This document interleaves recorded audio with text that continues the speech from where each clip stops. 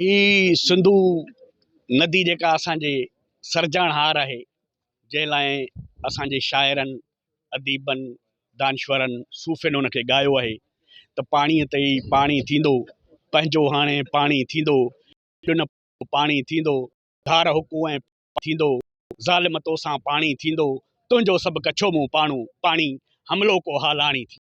सो हिन दरिया ते माना 1.5 सदी 1853 खां वठी सॼी साज़िश मथियनि हमरा उहे पंजाब जेको आहे असांजे पाणीअ ते कब्ज़ो कोशिशि पियो करे।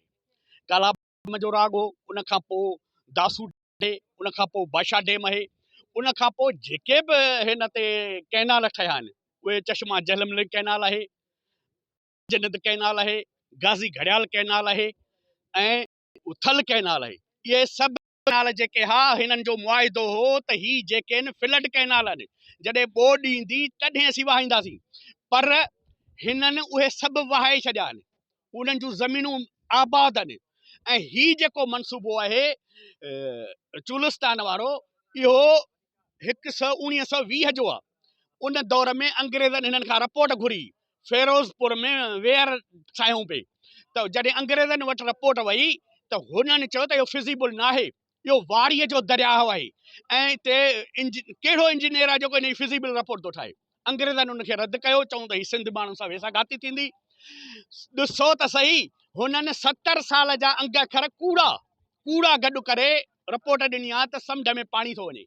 ऐं जॾहिं त असां वटि ॿोॾि अचे थी 2 महीना, उन ॿोॾि में जेको पाणी ईंदो आहे पोइ हूंदो ई कोन्हे।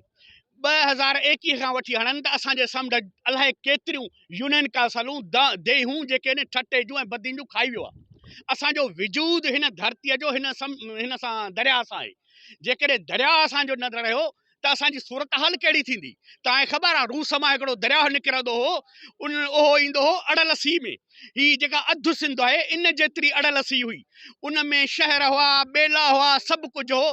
पोइ ख़रोशेफ रूस जो जेको सदर आयो, उन चयो ही पाणी थो इन ढंढ में वञे ऐं बंदि थो कयां, अची वाह कढियईं। जॾहिं पाणी बंदि थी वियो, उन अड़ल सीअ जो जेको पाणी बंदि थियण जे करे उन में सिलट थी, उन में लूणु अची वियो ऐं उन लूण जे करे उहो सॼे जो सॼो अड़ल सी तबाह थी वियो।